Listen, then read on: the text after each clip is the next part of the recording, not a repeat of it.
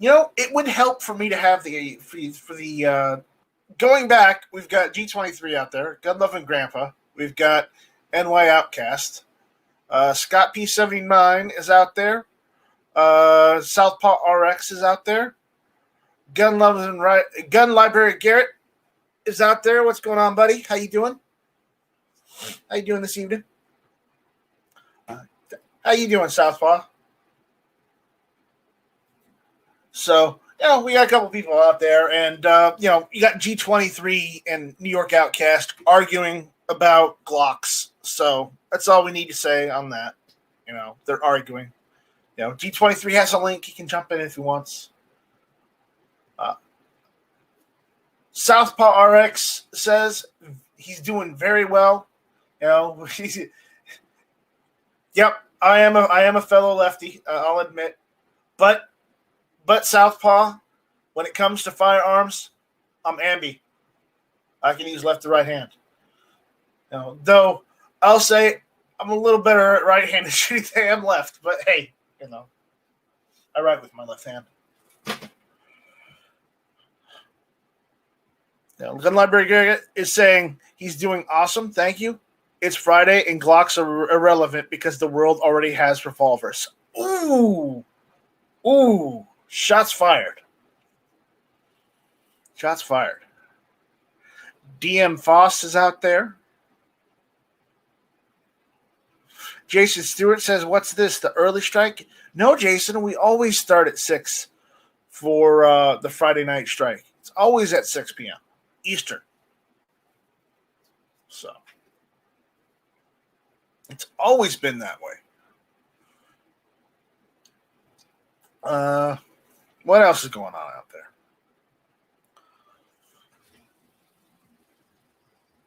Everybody's saying hi to everyone. So, there we go. Southpaw says, you got to fight for your right to strike. There you go. So that's what's going on. Jason Stewart is saying hello to everyone. There are links out there if people want to jump in. I'm just saying, they're out there. I've sent them. At least I think I sent them. Let me make sure. I did have my microphone off. No. I'm 100% sure that I sent links out there. So people want to jump in, they've got links. If they can't jump in, they can't. But I did send the email out at 5:56 p.m., 5:56. So,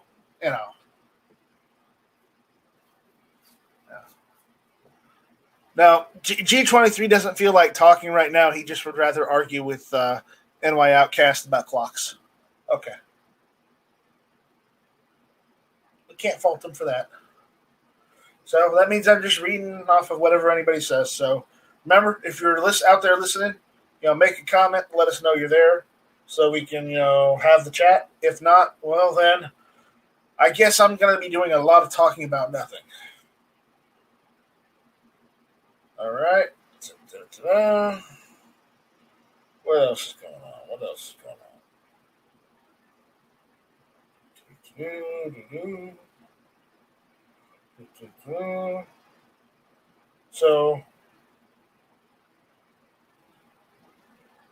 So I am actively working on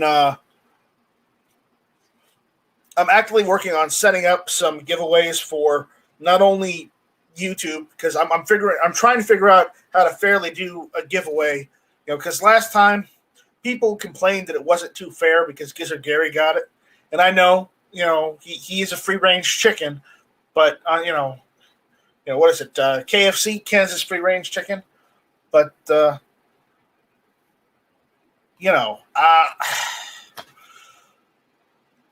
So I'm gonna exclude him from the next couple giveaways. But here's what I'm doing. All right, 1, we're gonna do a YouTube giveaway. Okay. 2, for those that are still patrons, there's not a lot of you left, but there are a couple patrons on Night Strike's Patreon. I'm doing a giveaway for them too.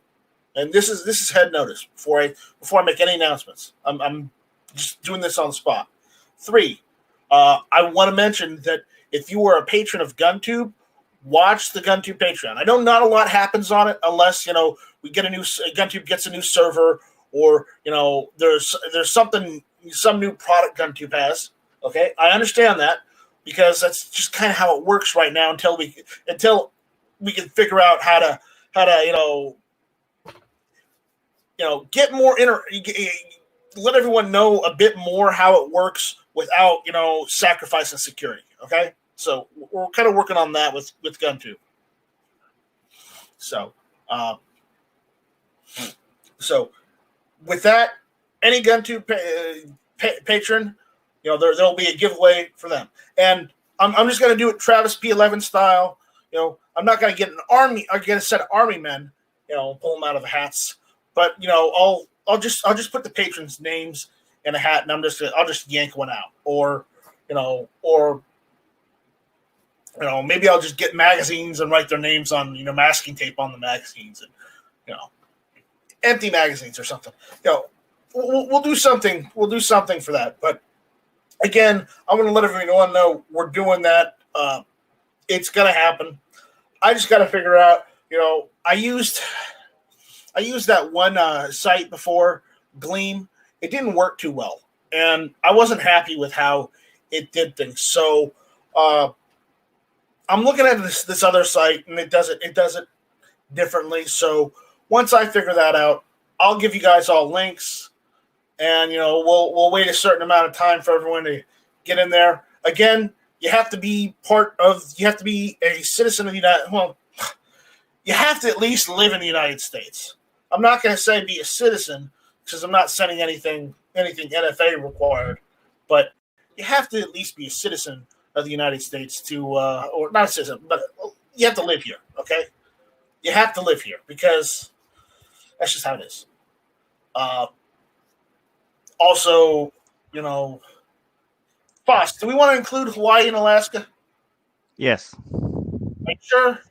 Yes. Are they really part of the continental United States? Yes. No, they're not. They're not part of the continent. Yes. All right. Foss says yes, so we'll have to include them too. Yes. Turn your camera off, buddy. Oh, sorry. It's all black. Yeah, but you can't bring your guns with you as you drive to Alaska, because you have to drive through Canada. So that's the only problem with Alaska. So Foss, you can jump back in if you want. All right. So anyways, I just wanted to get that out. G23 says he doesn't feel like talking. He just wants to argue about Glocks. He's like, we have not come to an agreement. He has to be right, wrong, and have his own opinion. Okay. I turned it all the way off. All right, you're back. You're back. Good. All right. NY Outcast says his Glock must be broken again. Ghost Shadow is out there saying hello. Thermo Redneck with a paycheck is out there. I haven't seen him in a while. Who else we got out there? That's about it. That's all we got. So, you're not still watching the page, are you? You talking to me? What page? Okay. I'm just making sure. I don't know which page we're talking about. The YouTube page? No. Well, yeah, I'm on my phone because I use my phone to be out in the chat. Okay. Okay. So, yeah. So we're gonna do some stuff. So, do I need to lube up for this? No, but some of the same stuff we're giving away in the YouTube giveaway are going to be in the Patreon giveaway. So if you're not a member, if you don't win the YouTube giveaway, the Patreon giveaway will have some of the same things, except there's going to be one difference, and I'm not going to show anybody until I get everything in. because I've ordered some special things for it. Oh my! Ooh. Yeah. What I really need to do is get some more Night Strike stickers made. Unfortunately, I'm out of Night Strike stickers. I'm also out of Hit and Miss stickers too.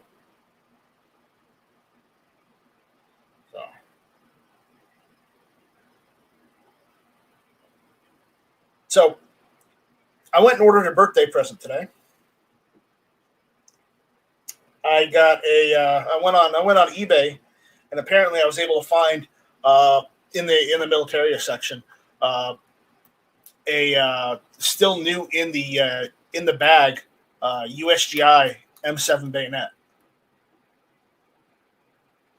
You know, some of the like one of the unissued ones.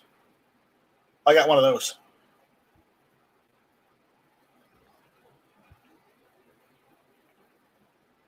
J Monty's out there. What's going on, J Monty?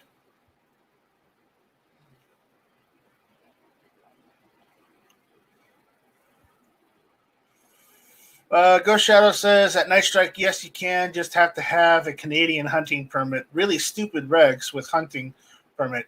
I could bring my M1 Garand into Canada without a hunting permit. Can't even bring it. Without a hunting permit, can't even bring a BB gun. Well, no. See, with Canada, you can't even do that. I mean, if you own a firearm that is on Canada's disallowed list, even if you're going hunting, you can't bring that with you because it's illegal, even if you're driving up to Alaska. That's the problem. There are no U.S. only roads that don't stop or impede U.S. citizens on the way to Alaska, unfortunately. Yeah, but how many people going to Alaska are going to drive anyway? I know, but again, you know, I don't know. We should buy or requisition. No, not requisition. Yeah, requisition roads that don't impede Americans as they're driving up to Alaska. They're driving straight to Alaska and back to the United States. They should not be hindered by stupid Canadian authorities.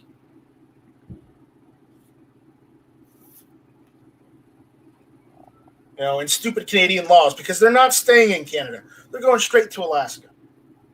You know? Yeah, they're going to be in Canada for a few days, depending on what part of the U.S. they're driving up from. On the road a few days. No, because you're going to have to stop and stuff. I mean, nobody's going to drive straight through Canada. I've seen people do it before. We just need to annex BC.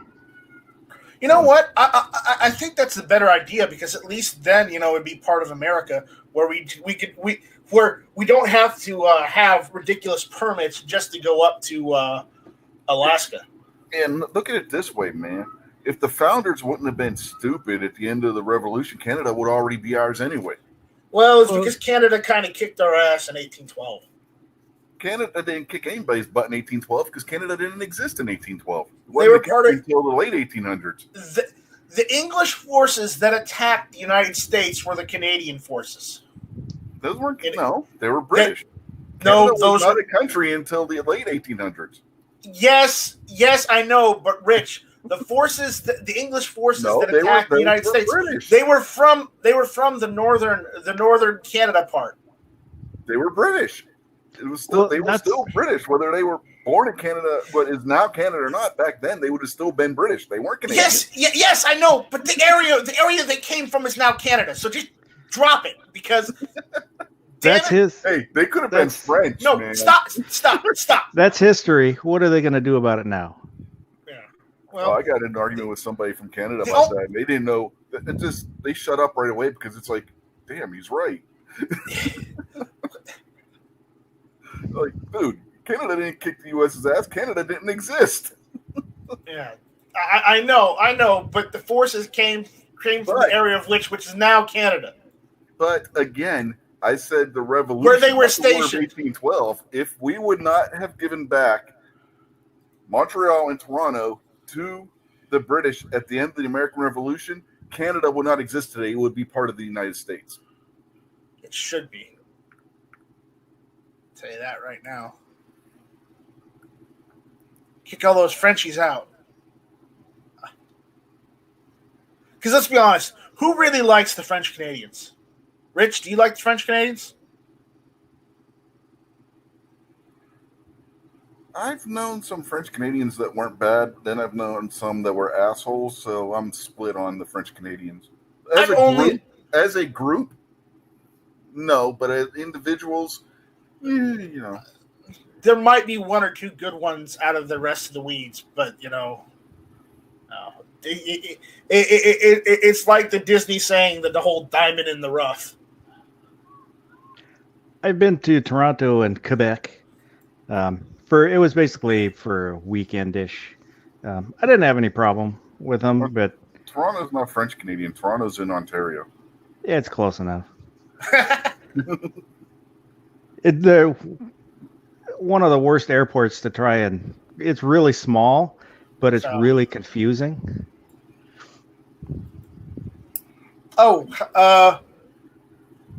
J-Lonnie, not J-Man, but Thermo was asking how much I paid for the bayonet.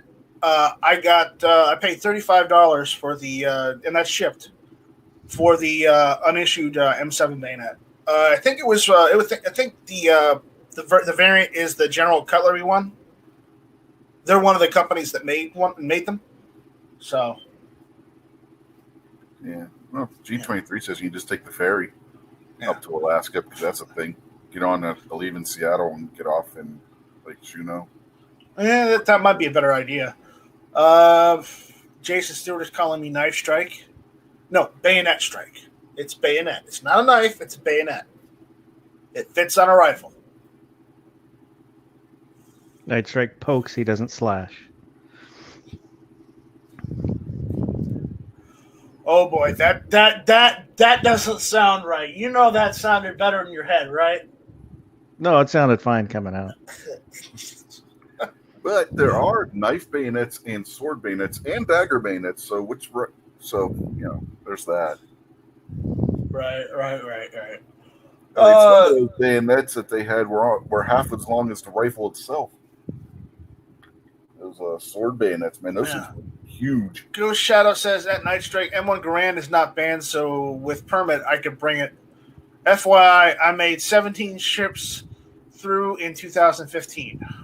Well, I don't think that's the case now. I think they banned the M1, didn't they? Not that I know of. Well, we went through that entire list of guns they banned. Yeah, I don't think the M1 was on the list. It might not have been. Different AR-15s. Yeah. They went through and were listing by specific brand and model. Yeah. So G23 says you can drive onto a ferry. I know you guys have said this, but I'm going to read it too because I want to be fair and impartial. G23 says drive onto a ferry and then drive into Alaska from the boat. How long is the boat ride? Ghost Shadow says at Night Strike, roughly 52 hours per trip in the winter to drive 2,404 miles one way. Wow, that's a lot. Jason Stewart says sell Alaska to Putin. No. We can see Putin's house from Alaska. We bought Alaska from the Russians. Why do we want to sell it back? Yeah, they don't want it. Otherwise, they would have sold it in the first place. I'm sure they would take it if we gave it to them, but there's too many resources to give up to get rid of Alaska. Ghost Shadow says, no way. No one thinks to ban World War II vintage firearms. Right. No one thinks? Oh, you give them too much credit. Okay. The ferry is anti-Glock, NY Outcast says. Ghost Shadow says the ferry trip's about 4 days. Yeah, I was thinking 4 days. 3 or 4. Yeah. Well, you could fly. They make airplanes that go up there. Yeah, but as long as it doesn't stop in Canada. As long as the plane doesn't stop in Canada, then yeah, you can bring your firearms. But if it stops, you're fucked. Yeah, there's your area, Faust, it wouldn't have to stop from where Night Strike and I are. It would have to make a layover in Canada, and then they can pop you for violating Canadian laws for taking. Well, I don't remember who it was, but they said when they would drive to Canada, they would ship their guns. Yeah, you can do that too. You'd have to ship them to an FFL. Yeah, that's one way to get around it. Yeah, but then you have to go through a background check just to get your guns back. Yeah, and I don't like that either. Mammy's out there saying at Night Strike, we bought Alaska from the Russian Empire, also known as the last time the U.S. was genuinely cool with the Russians. We only sided with USSR during World War II was because of a common enemy. Yeah, the Russians at the time, communism was a new thing as far as being a political party. So we weren't as anti-communist at that time as we were anti-Nazi and anti-imperialist. And if you say, why imperialist, Night Strike? Because that's what Japan was. They were imperialist. Because the emperor was calling the shots. sort of. Well, he didn't tell them not to attack America, did he? No. He didn't say you shouldn't have attacked America, did he? No. No. But yes, he was technically in charge, but the generals had a lot of power, and they didn't. I mean, at the end of the war, they didn't want to stop, and it was him that stopped it. It was him that said, "No, we're stopping," because he probably had someone go and check, and they're like, "Yeah, there's nothing left in Nagasaki or Hiroshima. You don't want to go there right now. It's not a nice place." And by the way, the purchase of Alaska was not the last time the U.S. and Russia were cool with each other. The purchase of Alaska happened in 1867. The Smith and Wesson Russian pistol was in 1870. So that would have been the last time. By 3 years. Yep. Yeah, by World War One, we were intervening between them and China, trying to keep Japan out of World War One. Yeah. Well, in World War One, we weren't actually attacking the Russians. We didn't have anything to do with it. We didn't care about the Russians. World War One, no, that's not what I'm saying. No. They had troops in China, and we were in China trying to stop that. To keep, let me finish. Japan out of the war. When I say the Russians in World War One, I mean the Russian Empire specifically. Okay, Rich. Before you go on with technicalities, the Russian Empire. It's not technicalities because the Russian Empire was part of World War One until the Bolshevik Revolution happened, and then it became the Soviet Union. But not until the Bolsheviks finalized it. Yes, but we were allied with the Russians until the Bolshevik Revolution happened. Actually, that's not true. That is true. We were making rifles for the Russians. No, actually, Rich, that's not true. We were making rifles for the Russians. Let me fucking finish. It's my fucking show. Let me finish. God damn it. No. Yeah. Because you're ignoring the Siberian expedition.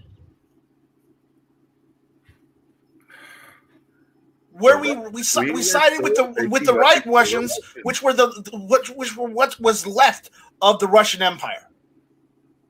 During World War One, we were making weapons for the Russians. Yes, but we were making both Mosins and Winchester. You ignore the Siberian expedition. The Siberian expedition is notwithstanding. We were still making weapons for the Russians. Or the Siberian intervention. Were we not making weapons for the Russians? Yes or no? Well, technically, it wasn't Springfield doing it. So technically, it was American companies, not actually America itself. At that point, every weapons company in the United States was making weapons for military purpose, just like with World War II. Yeah, but primarily, I think the rifles we were making for Russia was before the ones we made were like. I think they made them. They started before the United States got involved in World War One. They were because they hadn't taken order of a large number of them before the Bolshevik Revolution, so we were still making them during the U.S. involvement. Yeah. But for reference, the Siberian intervention or expedition happened in 1918. It technically ended in 1920 when the Allies withdrew. Okay, and the United States, Czechoslovakia, Japan, Italy, the United Kingdom, Canada, China at the time, France, and Poland, and even Mongolia were allied with the rest, what was left of the Russian Empire against basically the Soviet Union. Uh-huh. So again, that happened after the Russians were out of and on that part, the Soviet Mongolian Party, because it was the Soviet Russians and the Mongolian the Mongolian communists, I guess. So,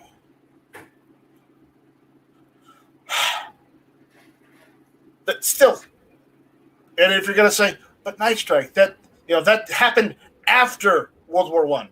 Well, yeah, if it started in 1918, depending on when it started in the 1918, Russian involvement in World War I ended because the Bolsheviks pulled out of the war. So officially, Russia was no longer in the war at that point. Well, when did World War I end? It was November of 1918, correct? The exact month, I don't recall off the top of my head. I'd have to look it up. I believe it's November of 1918. Okay, the Siberian intervention expedition started in August of 1918, so it started during World War I. So I call it part of World War I. But the Russians had already pulled out by that point, so that part of the Russian Empire did. But remember, the Russian Empire was pretty fucking big. So the other half, the Siberian half, was still holding their own at that time because the Soviets hadn't conquered everything yet. The Bolsheviks at the time. November 11th is the date I think you're looking for.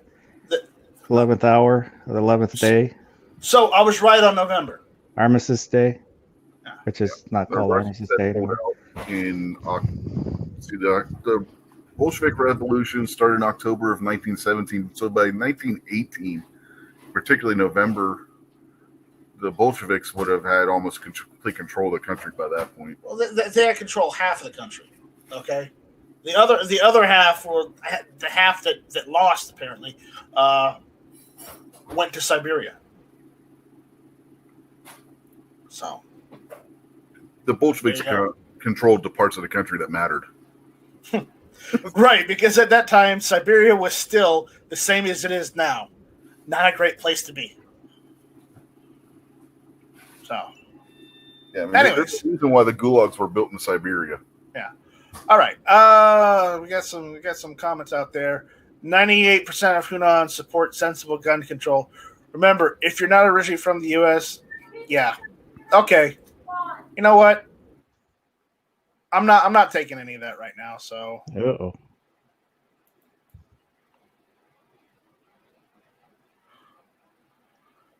Anyways, I'm just not gonna be. Hey, on a lighter note, that Antifa guy that got shot. Yeah. That's like 15 minutes from my house. Yeah. Let's see. Mammy Tomo says we were cool with the non-communist Russians during World War I. That's right, we were. Ghost Shadow says Germany was still selling war materials to Russia after they started the invasion into Russia in World War I. Huh. Mammy says it was called the Polar Bear Expedition. No. It was the Siberian Expedition or the Siberian Intervention. Germany wasn't. They were crazy like foxes. They were expecting to take Russia's money and then walk over and take their resources back. Right.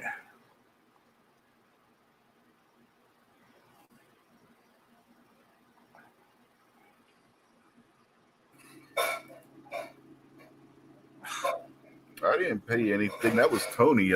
Midnight Range is trying to, start a riot out there, or at least get a rise out of me and Rich, which we're not going to because I'm laying down facts and Rich is refusing to accept them. Because It's written down. You were putting down the wrong time period. No. 1918 August. The war didn't end until Russians had already been out of war by that point for a year. Not entirely. Yeah, the Russians had completely pulled out of World War I in 1917. So yeah, it's still part of it. No, at that point, but they were no longer in 1918. The Russians were no longer part of World War I for almost a year. So no, it's still part of World War I. Not at that point. They were previously, but they had left. That was one of the first things the Bolsheviks did when they gained power over Moscow was pull out of the war. They took their ball and went home. Okay, we're talking about the first one, guys, not the second war. Ghost Shadows, talking about World War II. We're not talking about World War II.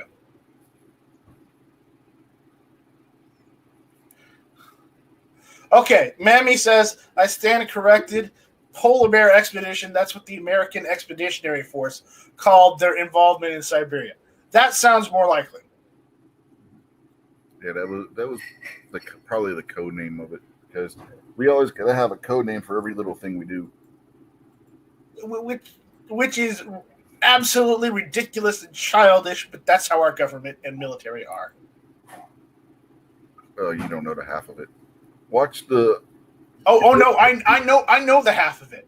I know the half of it. If you go over sometime to the Chieftain's channel, watch development of the Pershing tank video that he did about a year ago.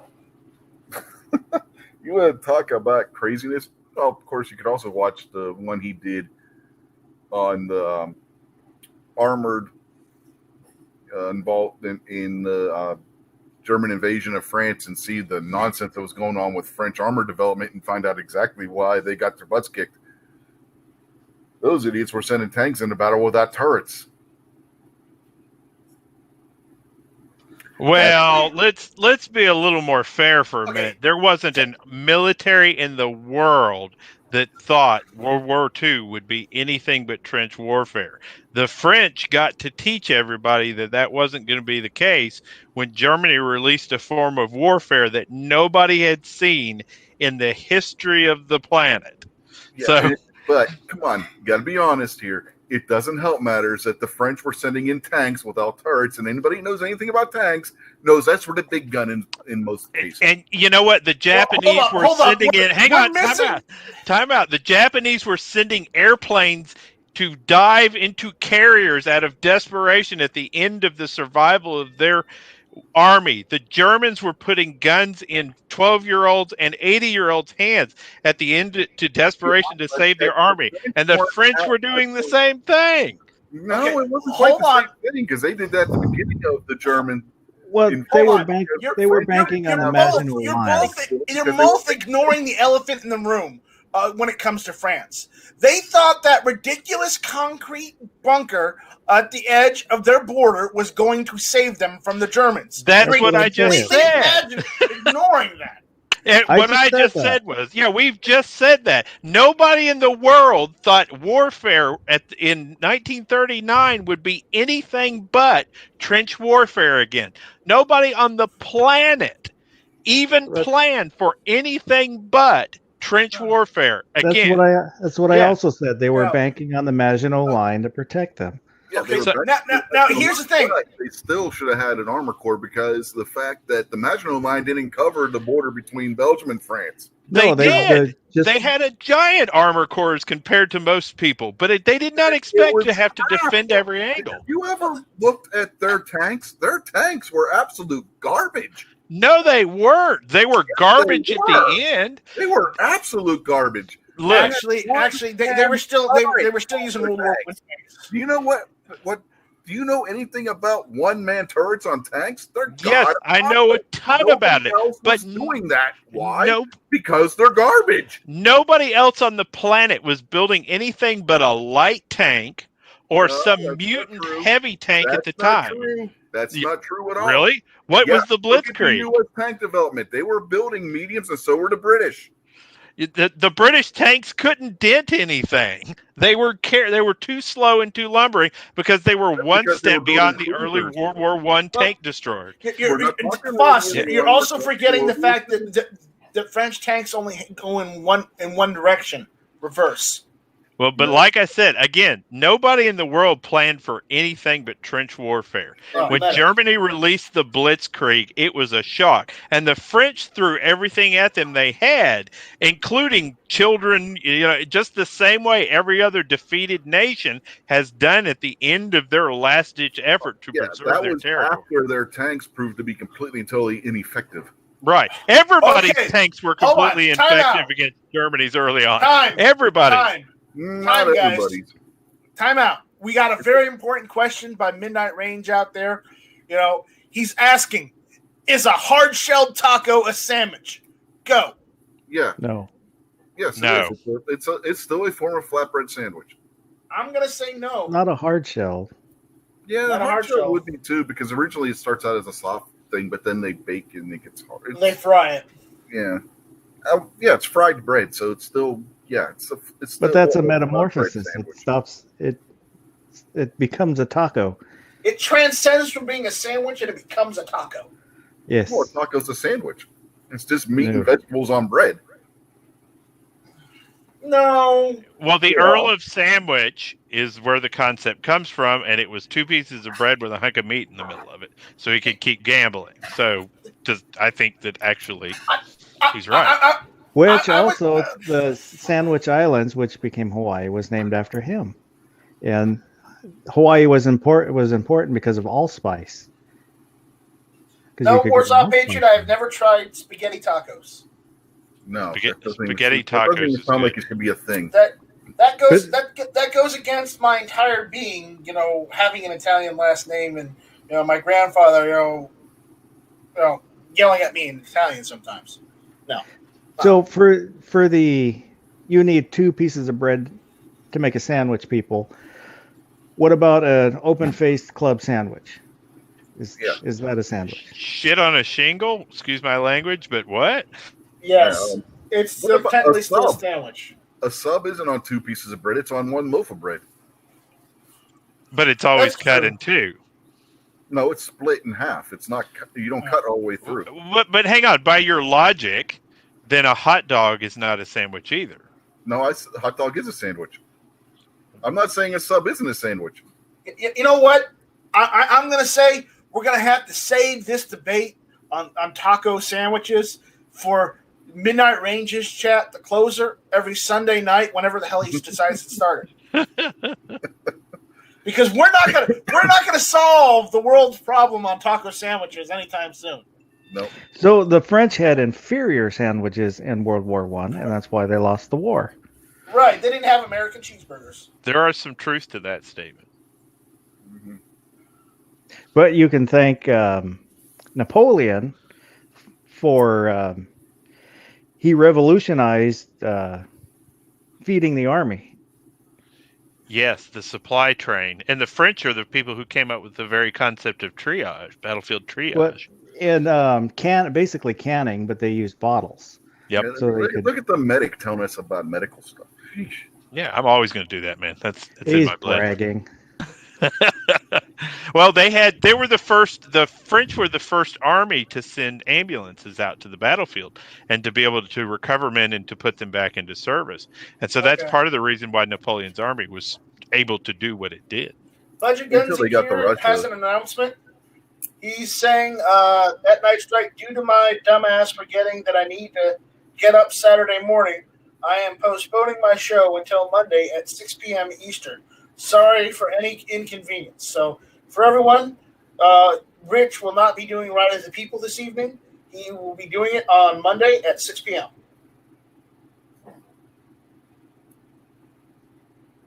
So there we go. Continue. So I can go get a soda. Yeah. Russia was Napoleon's downfall. Russia is everybody's downfall. There's only one race of people. people. Everybody's downfall. They don't properly equip their troops with winter gear. Well, but who's ever pulled it off? Let's face it. Unless you're the Mongols, a land war in Asia is correct. Napoleon wasn't French; he was Corsican. Anyway, the soldiers under Napoleon were French, so but that doesn't count. This is very factual. And the Germans would have possibly beaten the Russians during Operation Barbarossa if Napoleon. So you got me saying Napoleon. That would have been something, right? Napoleon. Wow. Napoleon in charge of the Nazis. Whoa. Can you imagine Napoleon and Hitler being around at the same time? Wow. God. That would have been something. I'll tell you, man. But if Hitler would have actually listened to his generals in the field and sent them the equipment and set up proper logistical lines of supply like he was suggested to do, but he decided, nope, we don't need to do all that. The Russians would have fell to the Nazis during World War II. All I've got to say is thank God it didn't happen. I'm going to contradict you a little bit, just on this, okay? Just follow me here for a second, okay? Basically, the Germans in World War II made the same mistake Napoleon did, when he did it. And the fact is that they both did a prolonged campaign, which went into winter. And what you need to know is you never attack Russia in the winter. Hang on. Hold on. Yes, it's true because the Germans didn't winterize any of their equipment. That was the big thing. That was the mistake they made. They didn't winterize because Hitler said they didn't need to. You're forgetting the divine spark. He rolled in during a period of time where it wasn't that way. Nobody in the world expected the winter that hit. It is universally considered, even by atheists, to have been divine intervention that Moscow and most of Russia did not fall to the initial assault. It was the worst winter that anybody had ever seen in history, and it's even recorded in the history books that way. Yeah. And when the German generals in the field asked Hitler for winter gear because of how bad the snow and stuff was getting there, they said no. Well, that's because he was a syphilis-infected corporal from World War I. He didn't understand how to lead anybody. Don't forget, he was also a meth head. Yep. Yeah. Well, his doctor was giving him injections of Bulgarian crap. I don't think it was Stalingrad at that time yet, was it? Yes, it was. Yep. Was it Stalingrad at that time? Yeah. So okay. Stalin was the one when Stalin came to power is when the city names were changed. Right. I mean, the Russians were literally able to throw World War I dreadnoughts at the Germans because the German Navy couldn't even get in there and fight. It was, I mean, when you look at the history behind the United States and World War II and the Allied countries defeating Germany, it is the tale of a mentally ill dictator not listening to any of his generals and effectively the rest of the world getting lucky about 12 times. And then behind that, you have the indomitable will of the men of the world and the women too during that time. Yeah, it's just don't ever attack Russia before winter, period. Attack them after winter. Yeah, don't fight a land war in Asia. Well, that part of Russia is not Asia. That's still Europe. Well, but, again, unless you're the Mongol horde, don't even try it. It's not going to go well. Springtime for Hitler in Germany? Well, that's not true either because most of the South Pacific Islands and the borderline areas there that were like Burma and that was all fought during World War II, and we won that.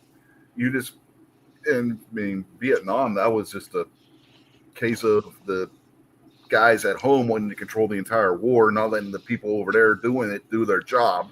Well, the Pacific theater was a little bit different because when Japan hit, they did like Germany. They hit hard, they hit fast, and took a lot of things by surprise. I'm talking about after our involvement over there. But they didn't have the supplies. We had to push them out from they lost the war of attrition. Yeah. Japan had to kill the Pacific Fleet. They knew that if they didn't kill the Pacific Fleet, they were good as toast. And so whether it was an effort for us to get into the war that our Pacific Fleet magically went to Australia right before Pearl Harbor happened, or just divine intervention, that was it. Basically, the moment they attacked Pearl Harbor and our Pacific Fleet wasn't there, effectively they lost the war. Well, Yamamoto said from the start, we cannot last more than, I forget how many months he said, and nobody listened to him. Japan's if we attack the U.S. Harbor wasn't the fact that the entire fleet wasn't there. There was a large part of the fleet that was there. Just about 100% of the battleships were in dock at that point. There was nothing that we could not afford to lose.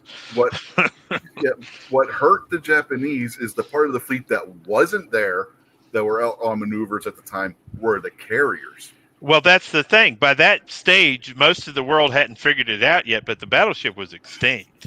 Okay, the aircraft carrier had effectively made the battleship extinct. The only thing of any value that was really destroyed in Pearl Harbor were the men. Those were those men and women that fought there were the only thing of true value at Pearl Harbor. By the time the aircraft carrier came online, you just needed picket ships to keep the carriers alive. That's it. You tell that to the Germans and their Bismarck. The Bismarck was a non-factor. Really, the only thing that was effective at stopping U.S. shipping or even slowing it down was the submarines. It's the Wolfpacks. Yeah, the Wolfpack could have been occupy a few British surface ships. Yeah, the every battleship that fought in World War II, with two exceptions, was just an expensive money that could have been better focused elsewhere. The most valuable thing in Pearl Harbor were the lives of those men. Now, the German battleship that could have wreaked havoc if it would have been able to get out of port, which the British never let it get, except for maybe once or twice, was Tirpitz. But Tirpitz did not have an anti-aircraft battery capable of fending off swordfish. No, it was but what Tirpitz was going to rely on was the destroyers and cruiser screen that was going to be around it. Well, but again, if Tirpitz would have got out of port just one time, that could have wreaked real havoc with shipping. You know what they used primarily for anti-aircraft? They took either two MG-34s or two MG-42s and put them into an anti-aircraft configuration, and told the people to point and shoot at planes. Yes, and they had 3.4 millimeter anti-aircraft cannons and all sorts of other stuff too. Exactly. Yes. But again, it's none of those ships, and it was the curse of the battleships all the way through World War II. If you look at Yamamoto is crippled because of her lack of effective anti-aircraft batteries. You see different Japanese battleships, the same thing. They're bombed to their knees for ineffective anti-aircraft batteries. British battleships, the same way. Bombed to their knees for lack of effective anti-aircraft batteries. The most effective thing is a fighter screen. Yeah, by the way, the battleship was the Yamato. Yamato, excuse me. Yeah, you're right. Yeah. You're exactly right. I got tongue-tied. Yes, if the Japanese hadn't lost all of their fleet and actually had gotten around to building the Super Yamatos, then I would have been worried. Well, the Yamato eventually goes to Iskandar to save the human race. The Japanese did get one of the big battleships out of port, and it didn't make any difference whatsoever. No, it's just made a bigger target. Yeah. At that point, the battleships were not a factor anymore, unless they could be alone and only bombarding land targets. Which was what we used the battleships for. They were going to build two Super Yamatos like the Germans built the Bismarcks, but they never got around to it. Well, one of them got turned into an aircraft carrier, the Yamato. I don't. One of the Yamato battleships. Those turned into an aircraft carrier. No, that one didn't. It was a different battleship that got turned into an aircraft carrier. It wasn't the Yamato. Was it? The Yamato was the flagship of the fleet. Well, no, I thought they built a sister ship and they turned it into an aircraft carrier or something like that. They might have. It was a Yamato class ship, but it wasn't the Yamato itself. Yeah, no, the Yamato was sunk by that. Remember, at that time, almost every battleship in the world had a wooden deck. Still. Yeah. And if you don't add the turrets and you don't add the places where turrets are supposed to go, literally you can make the whole deck wooden at the top and use it as a carrier. Well, and then you have to think you don't sink ships by letting the air in, you sink ships by letting the water in. And so ultimately, most of these ships were sunk for want of effective anti-aircraft and want of effective bulge. But New York Cast Squibload would have been fabulous for this conversation. And you can't just take the wooden deck of the battleship. They had to build a platform on top of that for it to be an aircraft carrier, because there was no way you were going to land an aircraft carrier on the bridge of or the deck of a battleship. You can launch one from a battleship, because they did have catapults that launched like spotting craft and whatnot from a battleship. You weren't going to land one on it. They had the spotting craft had to land on the water and then be pulled back up and put onto the catapult by a crane. Kingfishers. Yep. All right. So Mammy's also going and says they made another Yamato class battleship, the Musashi. So it was the Musashi and the Yamato. Yeah. I want to say that the Musashi got converted to something. Hang on just a second. It might not have been a Yamato. It might have been one of the other ones. It might have been a Nagato class. I know they converted ice into battleships, ice classes.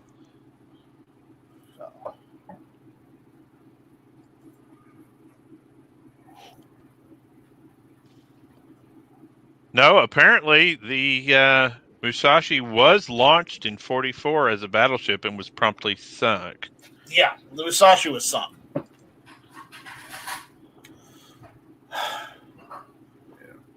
Anyway,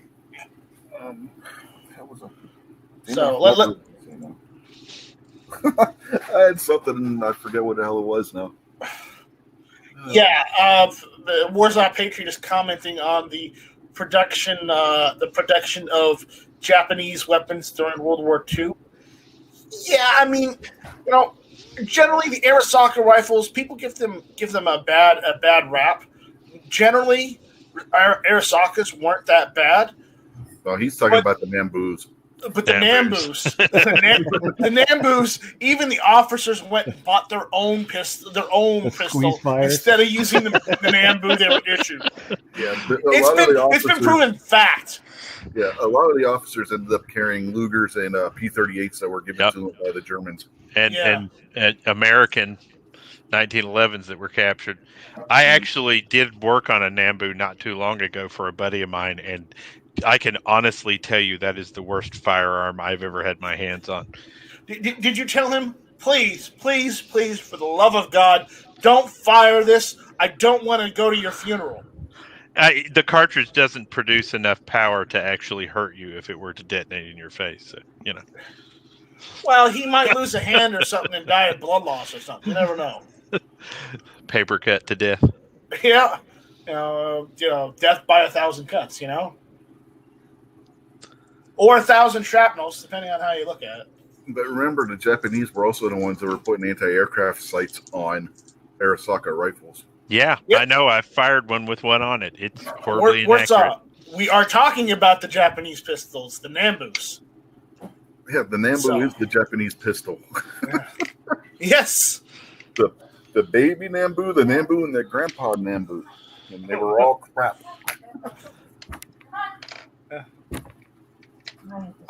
He's saying there's another one that we're missing. Carolina, yeah. I'll be right back in a couple. There was the Nambu, and what was the other one then? Well, there was a one in a different caliber. There was a 7mm and something else. There was the Type 94. Yeah. Nambu. And then what was the other Nambu? Was the 14? I'm looking it up right now because I don't remember. The Type 14 was the one that looked the Nambu that looked sort of like a Luger, and then the 94 the 94 looked like more like a Browning pistol. Type A, which was a 1902, then they modified that to make the Type B, and then the Type 14 and the Type 94. Yeah. Those were the primary ones, I believe. Because they made they made more of the Type 14s than anything.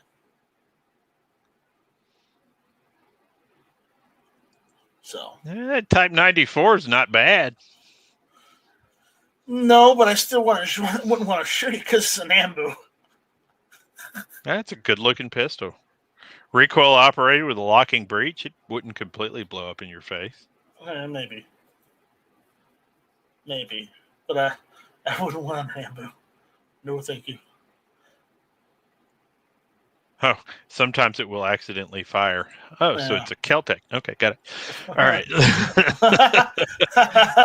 Celtic. There you go. Yeah, Warsaw Patriots saying that's the one you can squeeze. You can squeeze the sear to make it accidentally fire. Okay, yeah, that makes sense based on what I just read about it. I guess if you're intentionally squeezing it, then it's not an accidental discharge. Gun-loving grandpa, that's not what we're talking. We're talking about the Nambu pistols that the Japanese Empire issued to their officers during World War II, and they were awful. Actually, most of the time they didn't issue them. That's the problem. Most of the time they didn't issue them, and those that did get them didn't want them.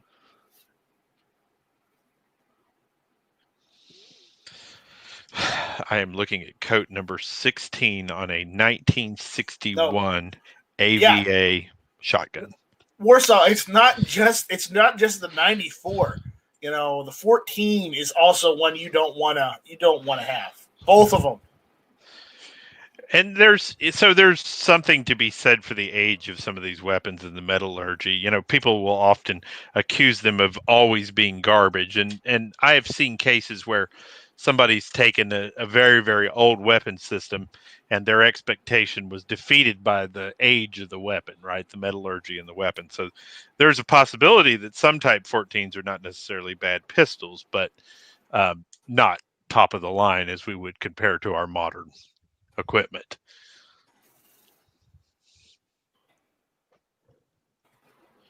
Yeah. I distinctly remember getting Berettas that fell apart when I first joined the Army. Yeah. So, anyways. Uh-oh. It's almost 7:01. We've been going at this for about an hour. Oh. So what's the new topic now that we've defiled World War II? I don't know. Well, did you see the announcement that the DC rally has been canceled and is now going to be a virtual rally? Yeah, they announced they talked about that the other day. Yeah, a while ago.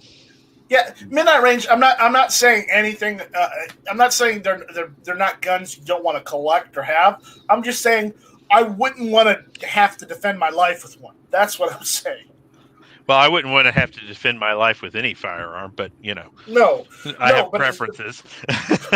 No, not preferences, standards. Yeah. I mean, let's be honest. If I could afford a Nambu, I would probably own one just for the whole, posterity of history. That's about it. Would I shoot it often? No, I might shoot it once or twice, and that's it. Because, oh my God, I don't want it blowing up in my hand. There's a reason why you see the junior officers in the videos the old film rolls and whatnot from the war, leading charges with their katanas and not their Nambus. Yeah, because even though the katanas were, technically they were crap-made katanas, but they were government issued. But they were still they still were more reliable than the Nambu. Maybe some of them, but some of them, yeah. Some of them, yes. Those that had the family swords, that was different. That's different.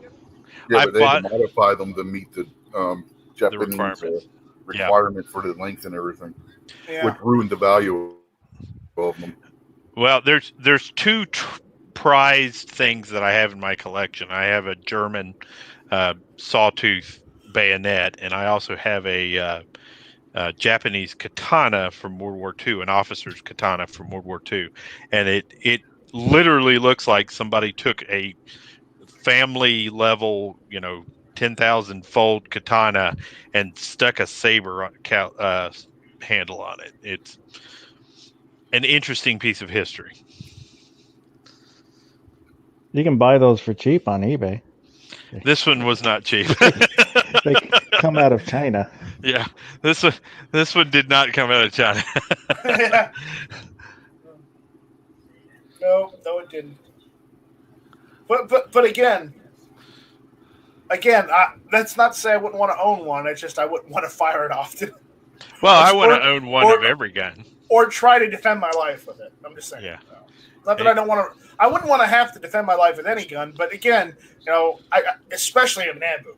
Yeah, I tell people all the time, I've got a 1948 Mosin Nagant. Okay, there's no value to this weapon at all, other than it's mine. No. So that's just one of those things. But again, it's the fact that it's yeah. I don't even want to go into that. We're done with the Nambus. We're moving on because somebody just asked if atomic bombs were justified. Yes. Well, it was probably better than the Project X-ray. So the dropping of the bombs on Nagasaki and Hiroshima saved Project more X-ray lives didn't than what work they because Nikola Tesla didn't really build the death ray he said he did. No, that wasn't Project X-ray. Project X-ray was freezing the bats with incendiary devices.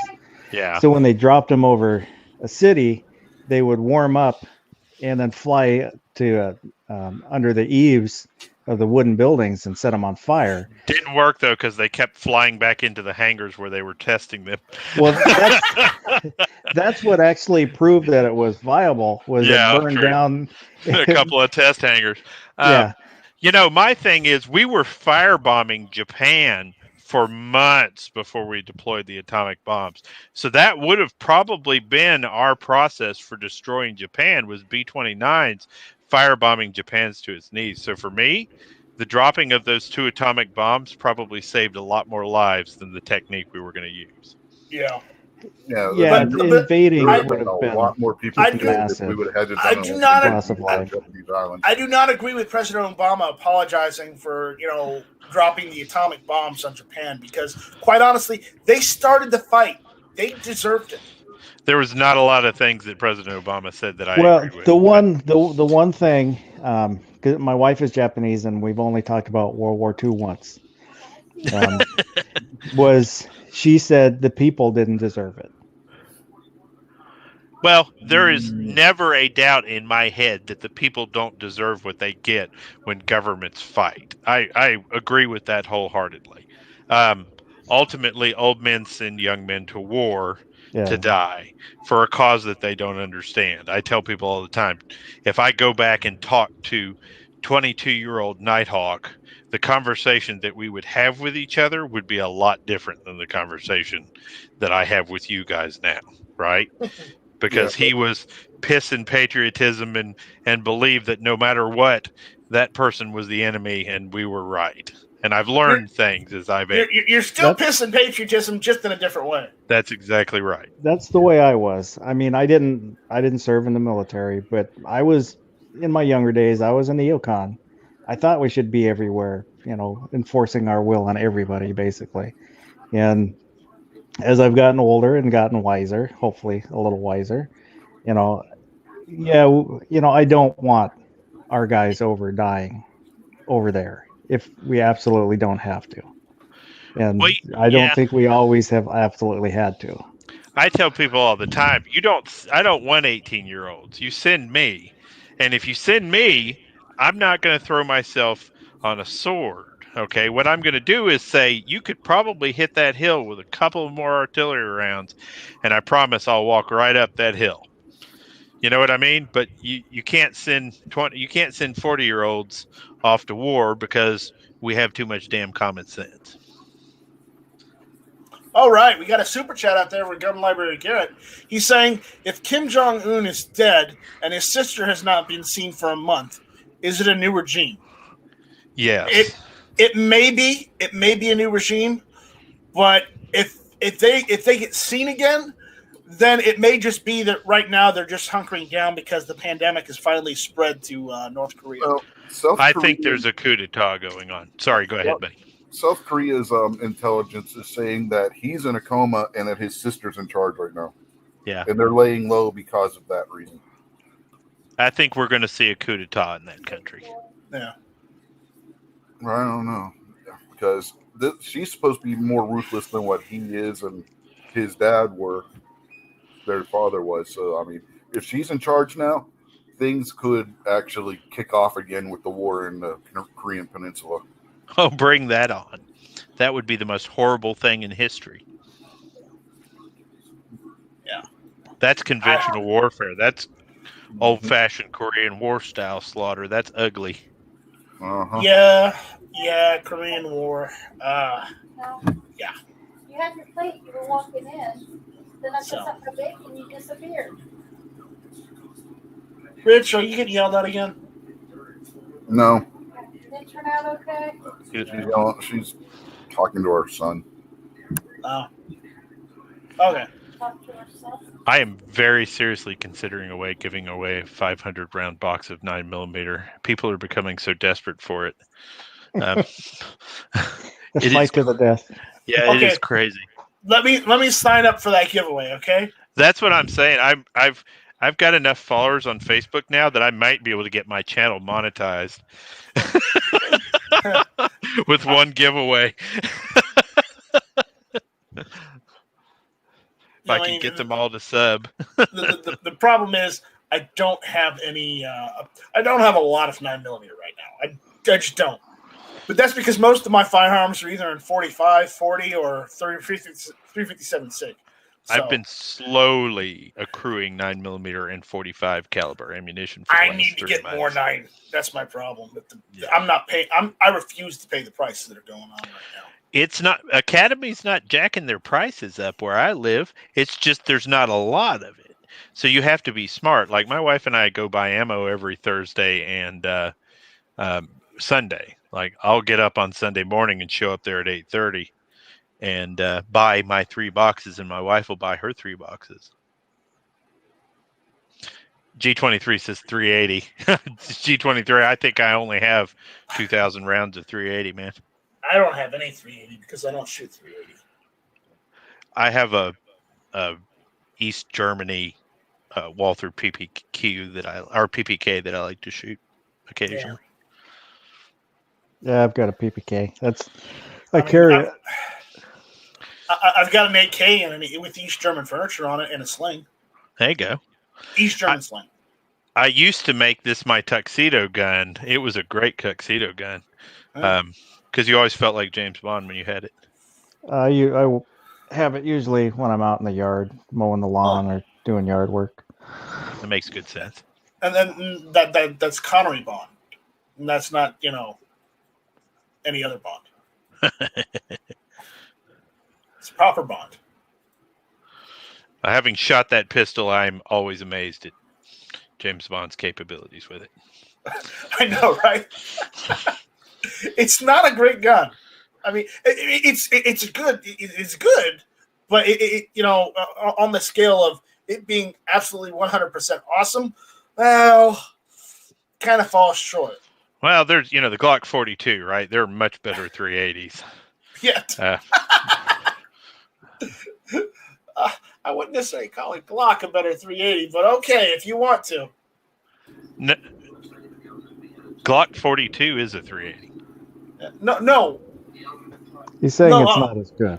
Oh, I think it is. I think it's a much better weapon to carry. Yeah, I remember in Dr. No, James Bond was pissed off when they made him turn his Beretta and get. He was. Yep. Yeah. In my opinion, Beretta makes one of the best 380 pistols in the world. Yeah. I'll be right back. Well, Beretta's had 400 years of experience. Mm-hmm. I really like my PPK. It's very accurate. It's just large enough where it's comfortable to shoot. And it's, a small size, so it kind of disappears once inside the waistband. How old is it? Oh, I have no idea. Is it one of the newer models? Yeah. Okay. Yeah, that's a different pistol than what I'm shooting. Oh, okay. They have definitely done some work on them. I agree. Remember, Beretta is the oldest continuously operated firearms company. Mine is a Walther. Gotcha. So it was before whoever made him after Walther. So it doesn't have as big a beaver tail. Yeah. So it will bite every time I shoot it. But yeah. And if anyone says Night Strike, technically Beretta has been run longer than 400 years. I know. I was rounding down. Okay. In a self-defense situation, I'm willing to take one. Feed it. Yeah. Yeah. I think we all are. I tell people all the time in my self-defense situation, there's only two things that I noticed, and none of them had anything to do with the firearm. Oh boy. Inquiring minds want to know. What's this? No, I'm making a joke. Oh, okay, I got you. Yeah. I did a whole video on it. You can go to my channel. Okay. All right. Go check Nighthawk Medic Shoots. Check him out on YouTube. Yeah, as I tell people all the time, know your weapon and know it well. Yeah, and if we're still talking about PPKs, Bonds wasn't even a 380. He had the 32 ACP, the 765. Yeah. Mammy says at Night Strike, when are you opening up your OnlyFans account? I'm not. Nobody wants to see that. Nobody wants. There is not a market for that. I'm not going and doing that. There's always going to be a fetish niche. Yes, there is. The only thing I might consider doing is wearing a blue dress or a blue kilt. Well, I don't know if there's a fetish niche for midget Sasquatches. Night Stroke 1. Oh, shoot. Guys, I got to take off. I'll be back. All right. Quiet. You stop that danger mouse, Foss. Get the GunTube lube.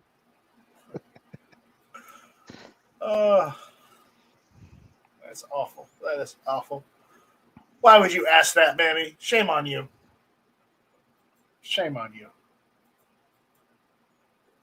GunTube lube is available at store.guntube.org. Actually, I just said I just shipped the bottle today. So. He might be the only one that would be into that, Mammy. No. Well, no, because it wouldn't be a tranny. Yeah, no, I'm not a transvestite. Tranny midget Sasquatch. Then you'll make Yankee the happiest person on the planet. Yeah, you know how he is about the mini tranny hookers. And Sasquatch, man, he's a fanboy of Sasquatch and midget tranny hookers. So combined and werewolves. And werewolves. No, he doesn't like werewolves. He thinks werewolves are going to be coming to kill him. GA Trucker 69 says driving but listening to the BS. Well, that's what this is. It's me talking to the YouTube channel, them giving me topics and responses, and the general Peanut Gallery in the panel with me. That's what this is.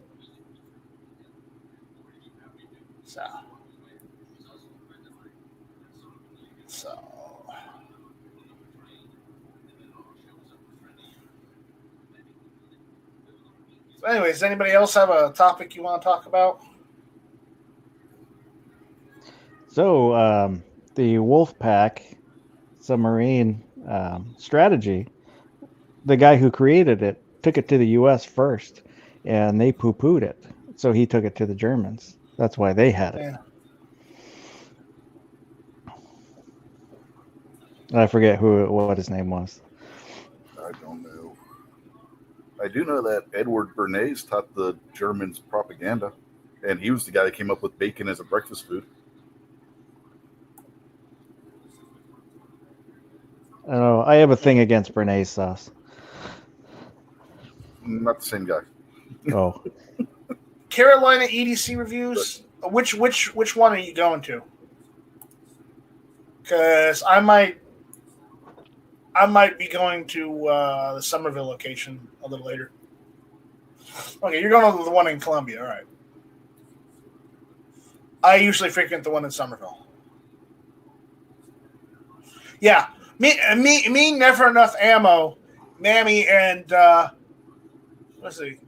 I think that was it. It was me, never enough ammo, Mammy, and Well, I think it's E Honda.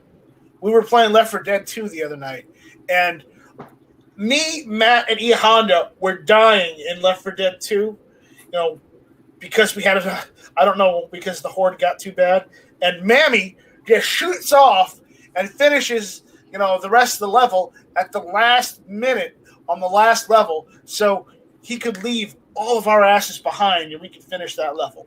Well, it's in the title of the game. You were Left 4 Dead. Yeah, you were Left 4 Dead. Yeah. 2. Yeah, I know. Yeah, exactly. So in an SHTF situation, do not count on Mammy for anything other than bolting. I'm telling you right now. Do not count on him.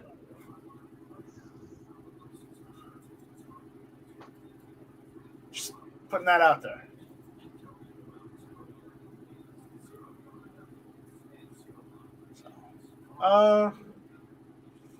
Let's see.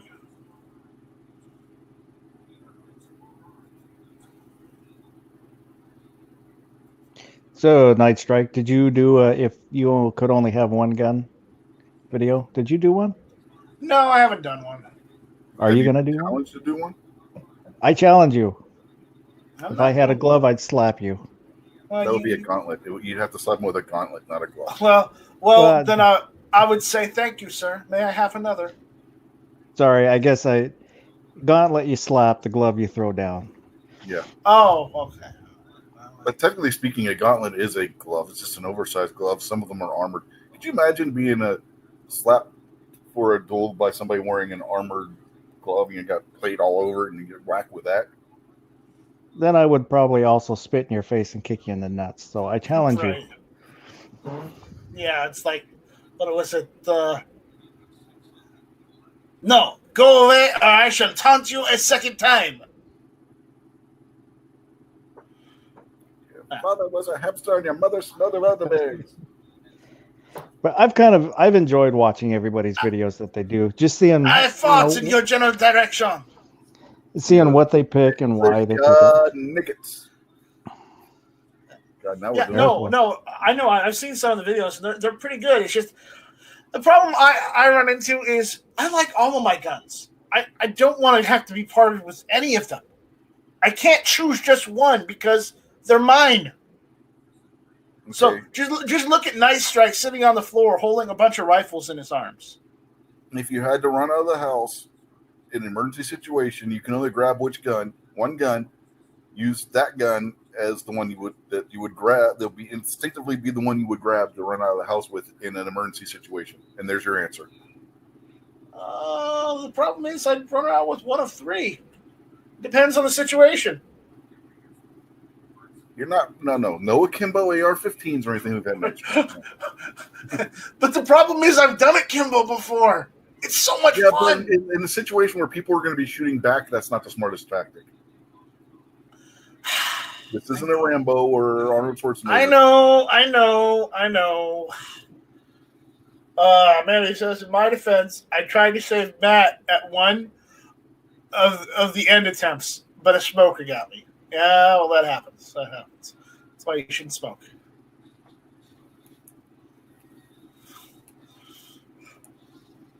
What the hell? What are you doing? I'm trying to turn that. That's actually getting on my nerves. I'm telling you right now, Carolina EDC, they won't have a dagger there available yet. The daggers haven't been released yet.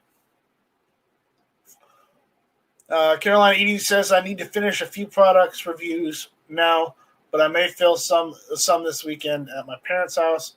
Have some steel targets to set up there. Well, there you go.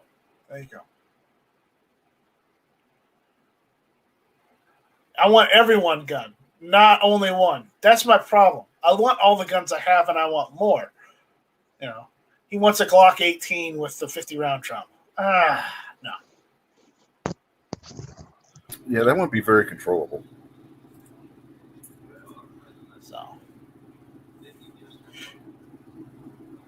But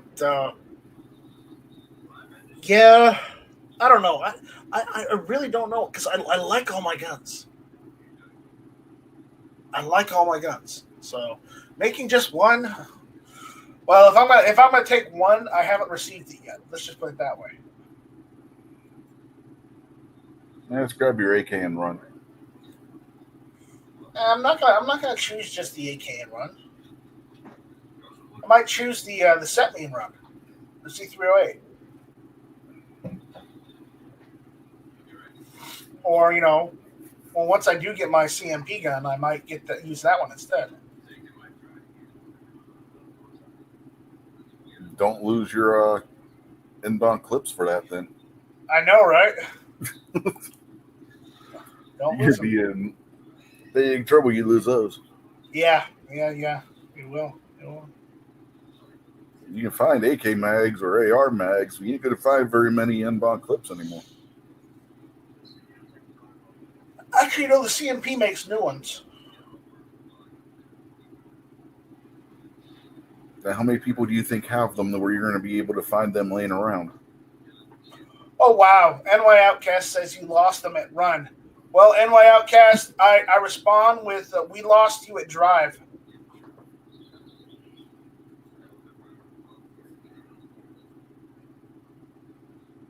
There we go. You always got to throw insults out there. I don't know if Midnight's still out there. Somebody had to fill in.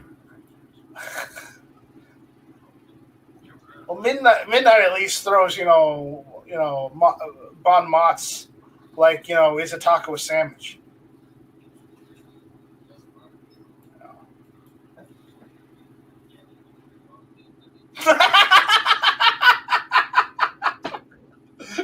Oh, like Defense Dad's response. He's headed to the range to see if Travis's zombie gun explodes or not. Ooh, take pictures. Take pictures and or video. It is a Jennings. It might. It might. Have you seen the picture? Have you seen the picture? Oh yes. On Instagram. Not only have I seen the picture, but I've seen the videos. Oh yes. Yes. They're bad. They're super bad. He's got a bayonet on that thing.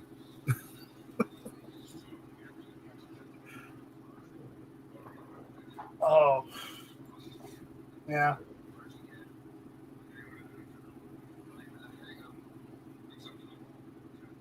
Told him not to shoot until he gets there in case he needs to call 911. That might be a possibility.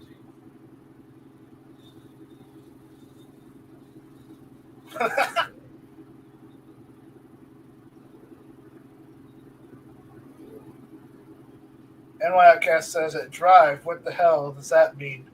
I know my invite got lost. No, I'm pretty sure I sent it to you. Check your email. And 2, you told me you hadn't fixed that car yet from the firecrackers. So what the hell, man? It wasn't allowed to cross the border of New York and Pennsylvania. Oh, was that what that was? Okay. Yeah. He's not allowed to leave not New York, excuse me. Yeah, it's not allowed to enter New York. Or Pennsylvania. Oh no, it's Cuomo's doing. Fredo's brother. Fredo, yeah. Yeah, Fredo. Oh, speaking of Fredo, did you see where he accepted a invitation to fight Steven Crowder?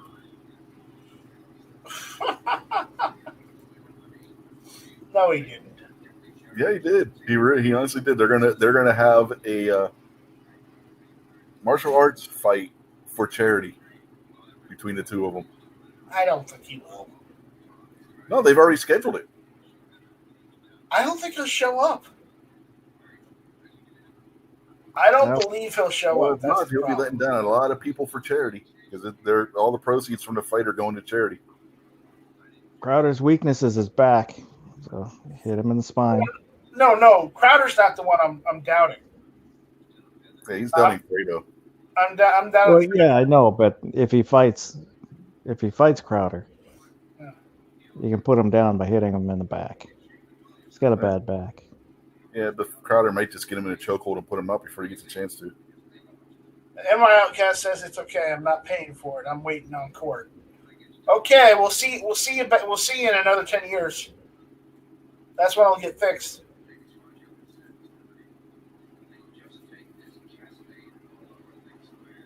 These court cases take forever.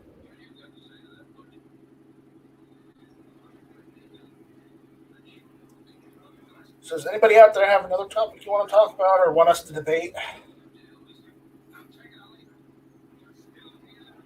If you want us to debate or talk about a topic, either at throwing at Night Strike or a super chat telling us what you want us to talk about. Remember, please keep it PG-13 at least, okay? So I'm gonna have to bounce. I gotta try and get a nap before work. All right, good luck. So I'll leave you two to argue. Yep. Good luck. Bye-bye. Bye-bye. And I'm sure I sent a link to NY Outcast. I don't know. He's on the list. I know he is. Man, he's on a list, but you don't know if it's a good one or not. Well, that's neither here nor there. Hey, he's in New York and he owns guns. He's on somebody's list. He's on somebody's list. That's damn right.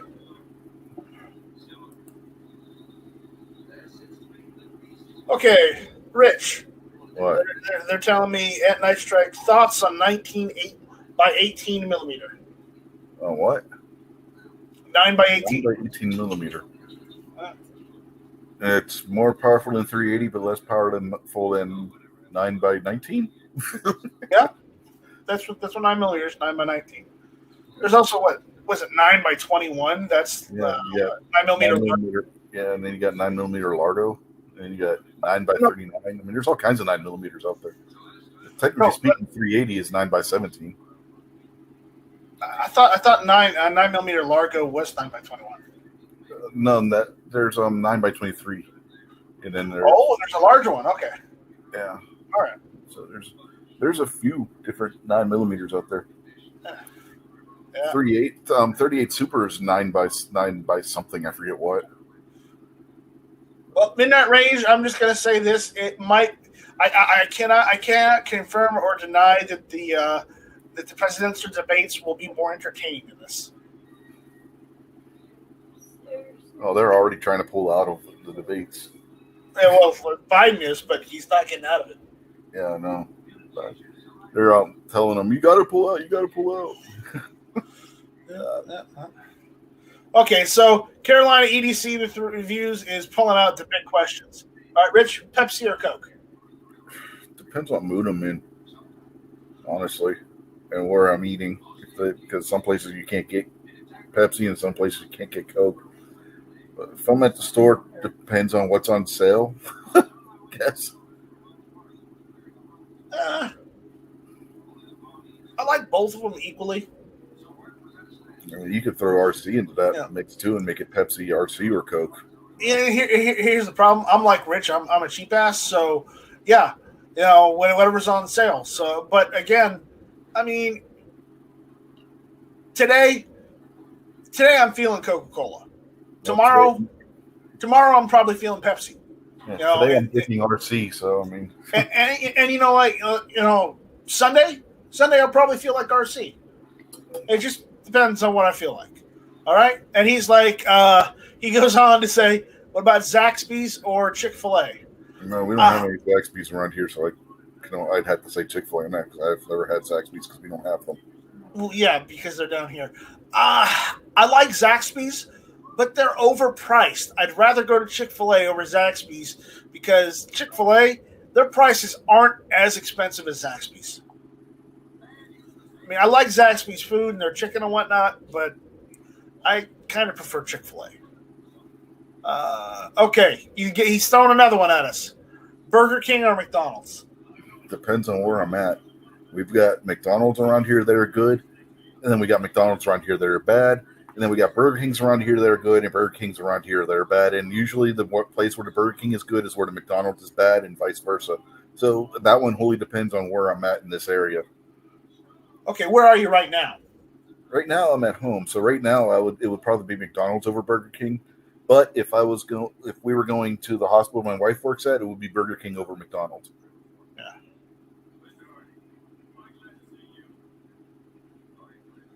All right. NY Outcast is saying I didn't send him an email. Well, you know what? I'll do it right now. Right now, because Rob said I didn't send him an email. He is that hurt. He is so distraught that he needs a link right now. So distraught. You see him crying out there in distress. Yeah, well, now he's throwing out there KFC or Bojangles.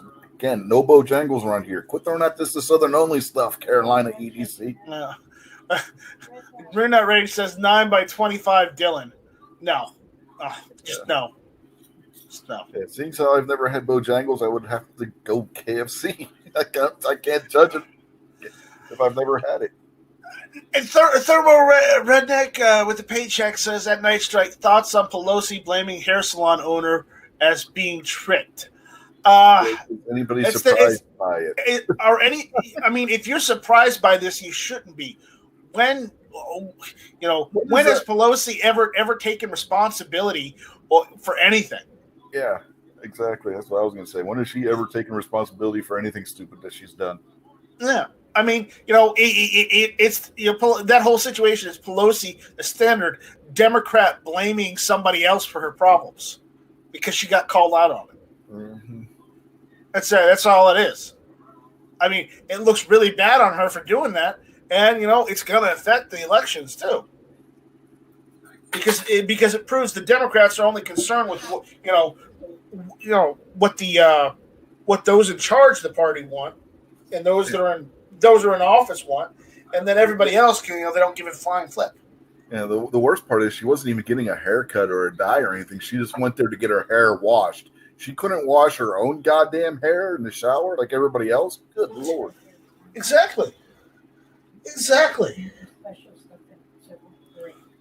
So, all right. So, what are the next questions? KFC or Bojangles? Yeah. Well, you know what? I hate to say this because I like KFC, but I'm gonna say Bojangles. Yeah, like I said, I can't go with Bojangles because I never had it. And I'm only gonna say Bojangles because their biscuits are better than KFC's. Their biscuits are better than KFC's. KFC's biscuits have been slipping for a long time. Their biscuits aren't as good as they used to be. Now, if that were KFC versus Cracker Barrel, I would go with Cracker Barrel. Have you ever had Cracker Barrel's fried chicken? Oh yeah. That's good stuff. Have you ever had the fried chicken from Shoney's?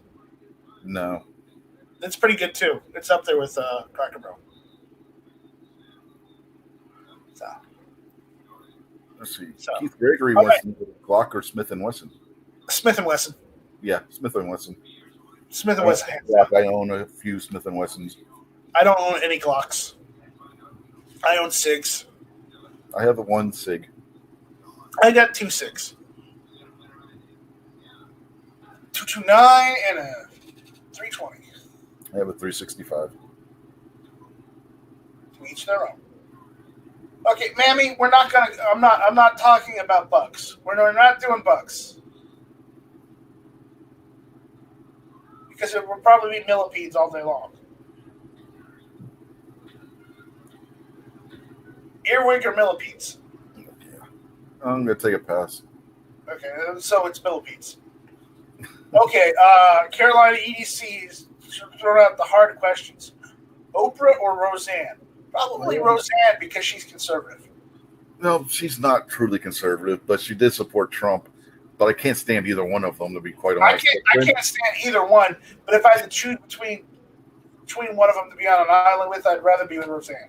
Yeah, I wouldn't want to be on an island with either one of them.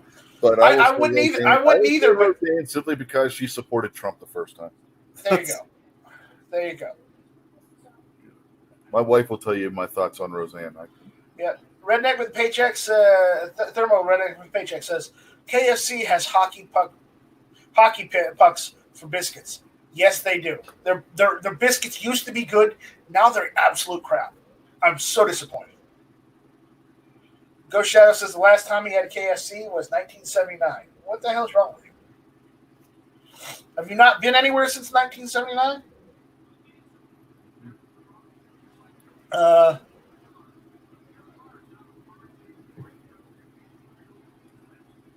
Mamie says hockey versus basketball.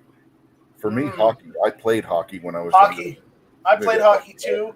I also played basketball when I was younger, but if I was going to watch the sport or go and attend, I enjoy hockey games more than I enjoy basketball games. Basketball bores the living hell out of me. Yeah. So I prefer hockey over basketball. Yeah. Well, Keith Gregory, that's because you're a UK fan. That'll probably rile him up. You see Midnight Rain said about you're wanting to be on an island with Roseanne.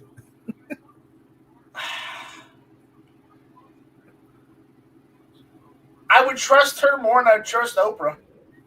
No, he said Roseanne will kill you in your sleep. Oprah will too. Well, there is a story out there that Night Strike went around killing people. So. Hey, that's just a story. That's all fiction. I have never hurt a person physically in my adult life. I heard it was a documentary.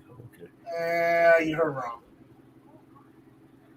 Okay, now Carolina EDC wants to know if you could live in place, where would it be other than U.S.?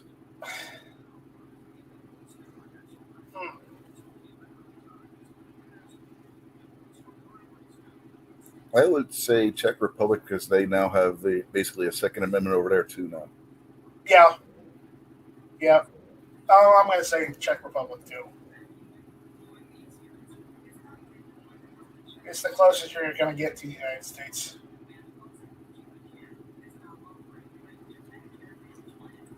But not really. But anyways. Ghost Shadow says he hasn't been to one because he moved to Alaska and there wasn't any KFC in Alaska. Well, that's Alaska. You should have known better. Mimi wants to know Japan versus South Korea. Where would you rather go?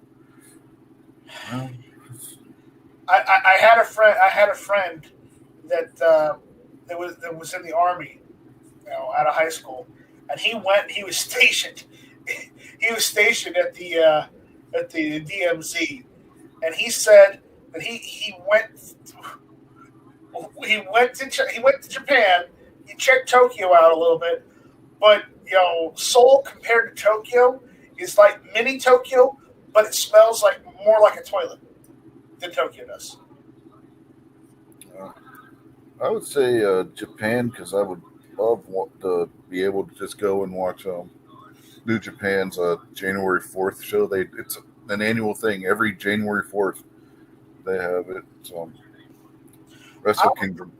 I would probably say Japan as well, if only so I could visit a hot spring. You know what I'm talking about, Rich. Mm-hmm.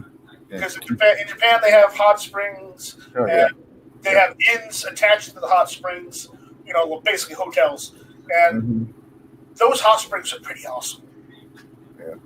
So that's why I would go. Japan over South Korea. Yeah.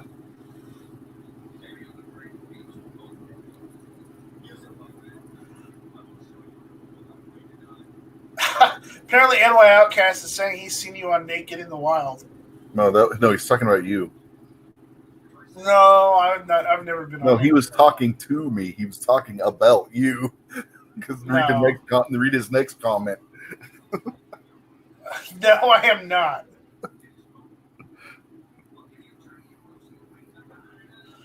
Maga Radio says at Ghost Shadow, what part of Alaska? I live in Juneau, UK. Alaska. Keith Gregory says, I've been to both. I like South Korea better. Yeah. I'd rather go to Japan. They also make Honda, so... Ooh, we don't talk about Honda. Nope. He's got his own chat on Sundays. The Gay Frog Chat. Go check it out.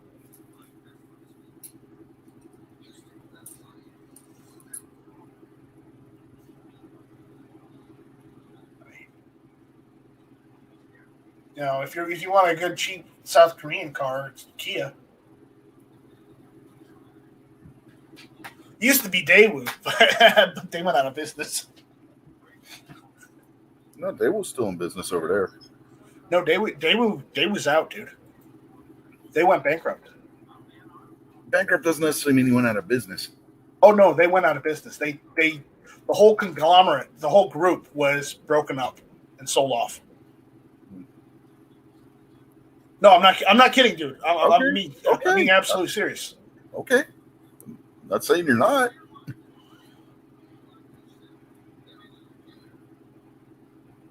I mean, because they were huge. They built rifles. They built cars. They built everything. They built literally everything. You know, they were a major manufacturer in South Korea. Yeah, they made everything. My daughter had a Daewoo portable stereo. Yeah, no, they were all over the market. They did everything. They were a major manufacturer, and then something happened. Something happened in 99, and they had to sell everything off and declare bankruptcy. Name all the states that start with the letter M. Maine, Maryland, Michigan, Minnesota, Missouri. Massachusetts, yeah.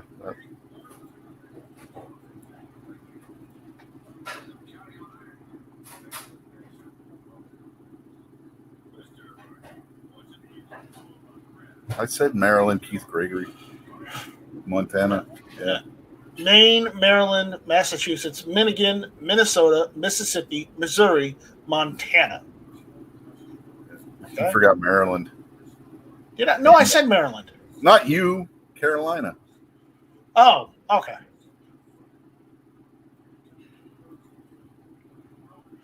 No, Ghost Shadow, I said that. Daewoo also made guns. I said that at the beginning. Rich, didn't I say that at the beginning? Yeah. In fact, we said they made everything. Yeah. They made guns. They made cars. They made stereos. They even made silverware at one point. I'm not kidding. Refrigerators, dishwashers. I mean, they made when we say they made everything, they literally made everything. They were a major manufacturer. They were on the scale of actually, I would say they were on a bigger scale than LG or even Samsung is today. Yeah, they were bigger than LG and Samsung at one point. Yeah. So, I mean, Daewoo tried putting Samsung out of business and buying them in a hostile takeover. I mean, they tried to import some of their cars here in the United States in the late 90s, and they kind of did all right, as far as cars, but they couldn't keep up production for American production for American consumption, and a lot of people didn't trust the brand either, and that kind of screwed them over. Yeah, again, Ghost Shadow, they made everything. They made airplanes. I mean, come on. Yeah, no. Mammy says at Night Strike, so Daewoo is the Korean General Electric. Basically, and actually, they were. They're defunct now, but they were at the time. They actually made more than what General Electric did. Yeah, I made more than what GE did. So, they were a major contractor and manufacturer. So. Which it amazes me as much. If you go back and look at everything they made, before they went bankrupt in '99, you would be amazed. And you're like, how the hell did they go out of business? Mm-hmm. Yeah, it's just. I can only say it's poor management of the company is how they went out of business. Watch some of the old Jackie Chan movies when they're on the docks in Hong Kong filming, and you see the container ships. The containers on that ship, on those ships, and on some of those containers, in big letters says Daewoo on it. They made everything. They did. They really did.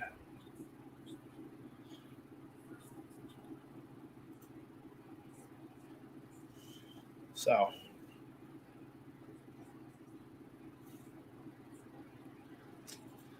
Again, if you got a comic or topic or whatnot you want us to read or talk about, send it at Night Strike or send send a super chat. Let us know.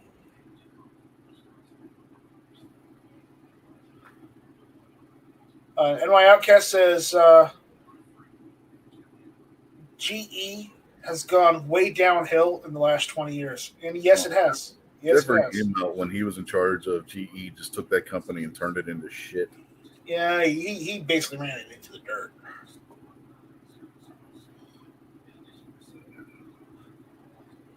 And he ruined NBC too, by the way. Remember, GE used to own NBC, and he Yeah. When, And Mammy's asking Night Strike, favorite video game?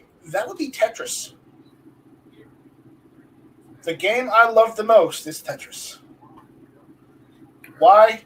Because when I was young, and when little Night Strike was young, okay, he had a Game Boy, and the first game he got on his Game Boy was Tetris, and he took that everywhere with him. That's why. I played a lot of Tetris on the He also NES. had it on the NES too, so just putting that out there. And babysitting and for our neighbor, yeah, I played a lot of Tetris on their Nintendo and whatnot. Yeah, Tetris is a good choice, but I don't know if that would be my favorite all-time video game. I don't know what my all-time favorite video game would be. Well, when someone asks what's my favorite video game, I usually default to that one because that's the one I enjoy playing the most. Because even to this day, Rich, when I don't have any time, I do one of two things. It's either I play solitaire on my cell phone when I have a lot of time on my hands because I'm sitting there waiting, or I play Tetris. I used to have a cell phone that had Tetris on it. My phone still has Tetris on it. No, I mean as a default. This was back before smartphones. It was a Motorola flip phone. It had Tetris on it. I mean, say what you will about the Soviet Union. Yeah, it was an awful, horrible place to be during the Cold War. But I will say this for the guy that came up with Tetris. He made up a really fun game. And eventually, he moved here to the United States, started his own company called the Tetris Company, and he got the rights back to Tetris. Yeah. So, while it was made in the Soviet Union, it's now an American company. So, love it, hate it. I like Tetris. Yeah, Tetris was the Soviet version of the Rubik's Cube, only better. Yeah. You didn't have to use a hammer to break it open or a hacksaw. So you can solve it. It's a good game. I mean, I like other games too. I love other games. But again, I just don't love them as much as I'd like, Tetris or, if you want me to choose a different game other than Tetris, other than, Super Mario Brothers. There you go. Games out of the last 20, 25 years, if we want to go that route, I would say probably either Final Fantasy VII or Metal Gear Solid. I played a lot of hours of both of those games.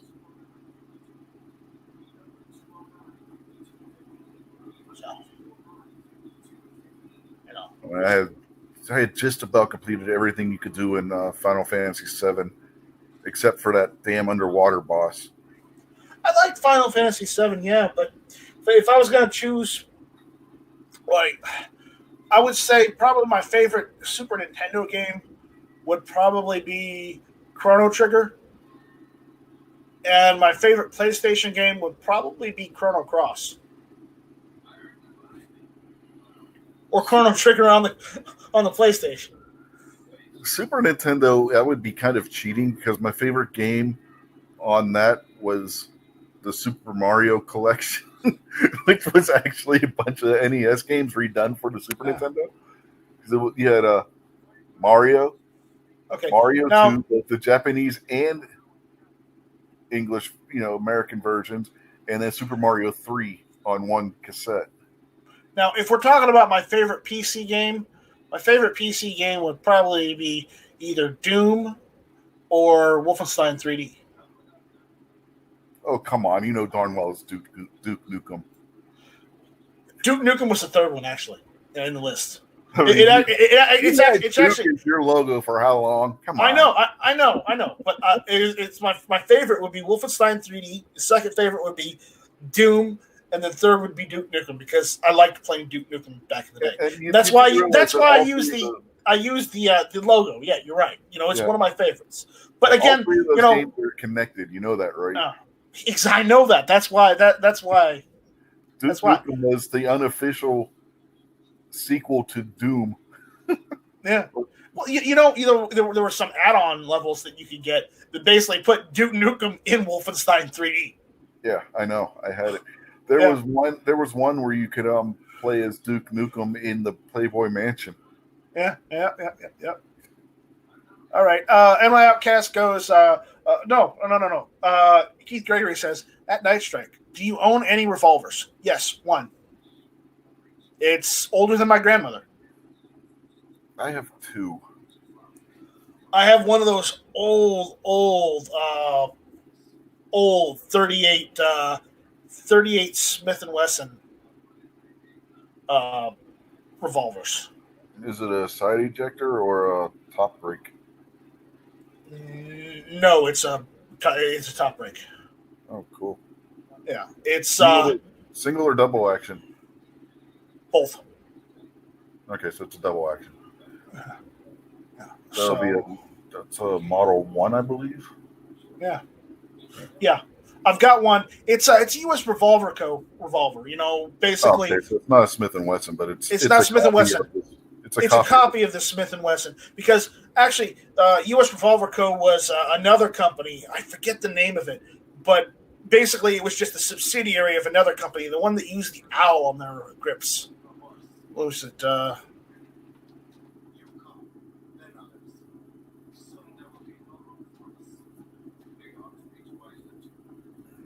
Ivor Johnson. Okay, yeah. Ivor Johnson used to put the owl on the revolver grips. Okay, and the thing is, Ivor Johnson at one point bought out the U.S. Revolver Co.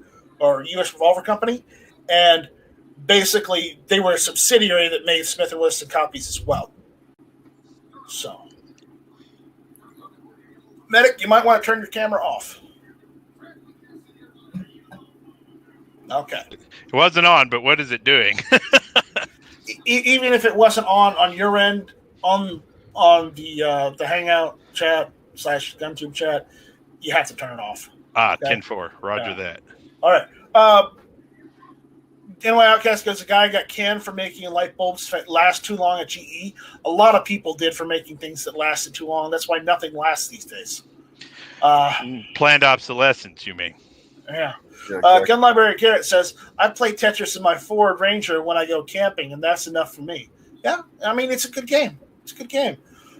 NY Outcast says he had extra material and used it instead of scraping it. I think you missed a joke there, Nice Drake. I think he's talking about when he's packing his truck, he's literally playing Tetris. Making sure everything fits in there. Okay, whatever. Mammy says Half-Life is his favorite. Okay. NY Outcast says Bubble Bobble, fast and fun. Yeah, I've got that one. Bubble was fun. I've got that one. I like the second one, too. Yeah, it came on the when we got our PlayStation 1, it came on the preview disc of different games. Yep. Yeah. Mario Kart. NY Outcast says Mario Kart was fun, too. Yeah, it was. And Gabriel says Strike. And Gabriel's out there. What's up, buddy? How you doing tonight?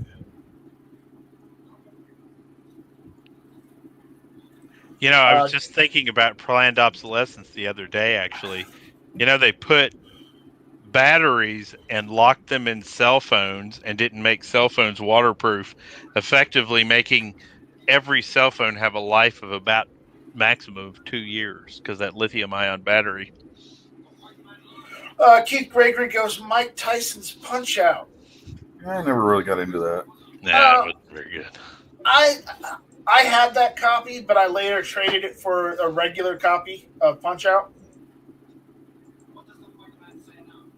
Now, if you want to talk about Sega games, the game we used to play at my friend's apartment all the time was Mutant League Football.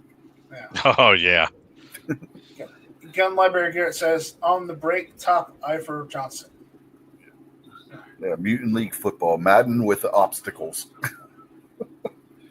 You don't like the referee's call, put a bomb in the football and blow him up. M. Gabriel says, 15-yard penalty. GE locomotives burn out faster than light bulbs, question mark? I don't know. I've never had a GE locomotive. Yeah, can't answer you that on that one. Okay, Mammy says, at Night Strike, what about the Tomb Raider series, specifically where they had the triangles? I had the first one. I bought the second one, and that's as far as it went. And I got them on PC. I didn't get them on PlayStation. That's about as far as I went. I tried the Tomb Raider games. I never really got into those either. If you couldn't get into Lara Croft, what was the point? Yeah.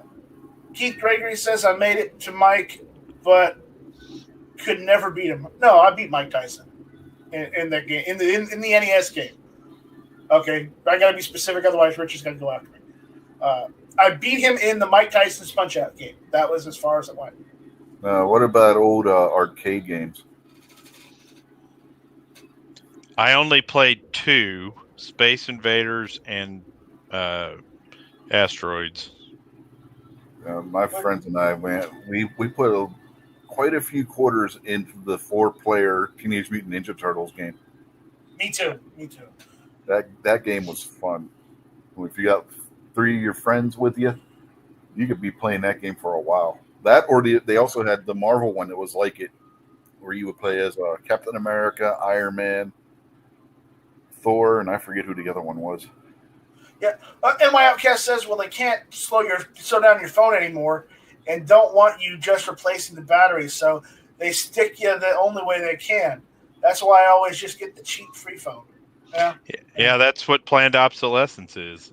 They can literally put parts in equipment that doesn't last as long. So, I mean, Gun Library Garrett says, I think Mike Tyson is coming out of retirement. Yeah. Really? Is he doing like one last fight or something like that kind of thing? Yeah, basically. Yeah. But he's in training right now, and he's also made appearances on AEW's Wednesday Night Wrestling show. Yeah. Oh, you mean Iron Mike?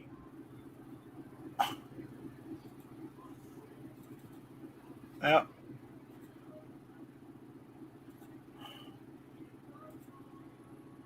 So, what else?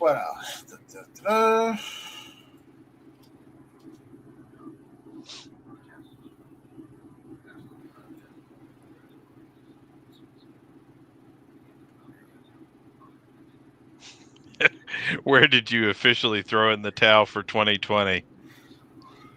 I think when they were making a big deal out of Murder Hornets is when I officially said, yep, this year is just going to be 100% BS. Yeah. Didn't Holyfield fight after retirement too? Yeah, he did. Yeah. So did George Foreman. Yeah.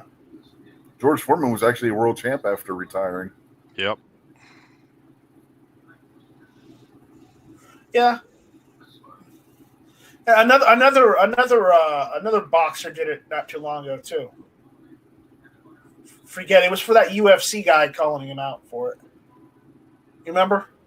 Mm-hmm. Yeah, and the UFC guy got his ass whooped. I think it was probably all staged. All right. Most boxing and wrestling and athletics period these days seems staged. I mean, if you're going to stage it, at least try and not make it look like it's staged. I mean, that's all I ask. At least give us the illusion that it's real instead of, lying to us. Yeah.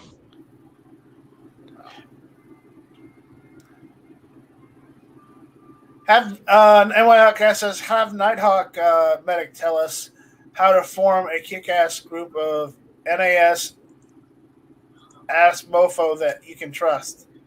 Badass mofo that you can trust. What is this for? I'm confused. I'm confused too. I don't know what New York Outcast is thinking. I mean, nobody knows what New York Outcast is thinking. Come on. He knows what he's thinking. No, I don't think he knows what he's thinking. I don't know if he's cognizant of what he's thinking.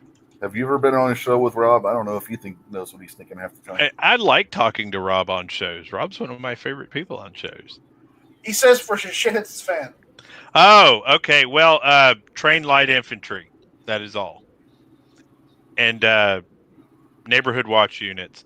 The last two towns that have defensed against communist insurrection by Antifa have basically set up a neighborhood watch alert and have done the Paul Revere's ride and walked them right out of town with no looting, no burning. So if you want to be a group of mofos, get your neighbors involved and then train light infantry. And have one guy that knows how to drive a tank. That's always a good thing. It's always a good thing to have a tank on your side. It is. Roland Trip is out there. What's going on, Roland Trip?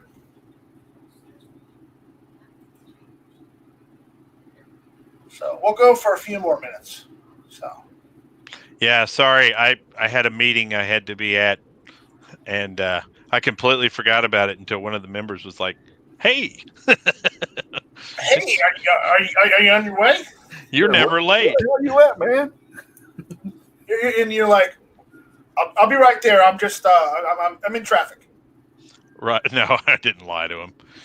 These people and I depend on each other for a lot of things. I don't lie to them about anything. Game Gabriel says at Night Strike, what did you say? Other speakers can't have cameras on? Did I not understand? No, he had his cam when you join GunTube Chamber. Even if you have your camera off on your computer, or you have something hidden on it, you have to turn it off in the chamber software to turn the camera off for it to not be on, so we can see the person's their icon or the initials of their name, so you know who's talking. I'm not sure you'd want to see me anyway. Well, we don't even want to see Rich sometimes when he turns his camera on. I mean, nobody wants to see me, but sometimes I turn my camera on too. I mean, so there you go.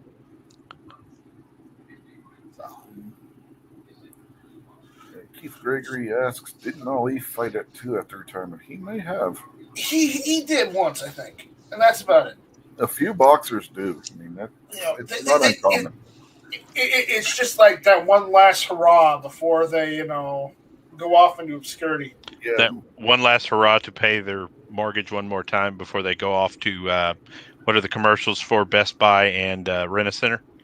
Yeah. Or come up with their own little electric grill. Yeah, exactly. I totally have a George Foreman.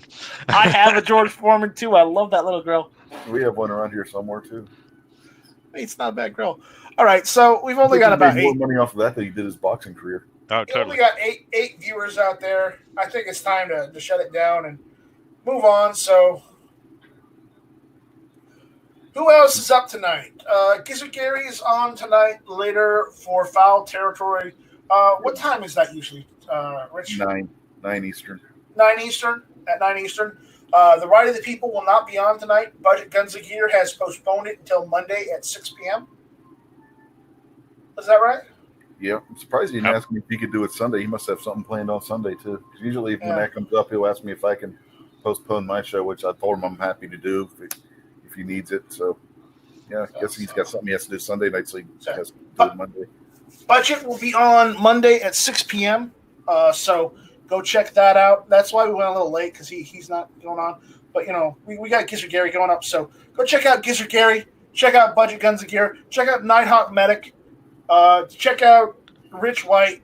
Go to GunTube.org. I still got plenty of GunTube CLP if you want a bottle of it, So, it's store.guntube.org. I'll put the link out there for people.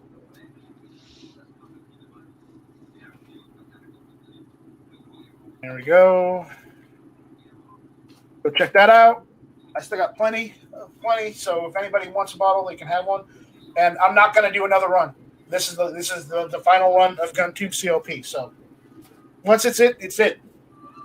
So with that, we'll see you guys later. You guys take it easy, and we'll see you on Tuesday. So there you go. How do I turn this darn thing off? I don't know. Push the button. Push the red button. The red, Red button. What does this button do? The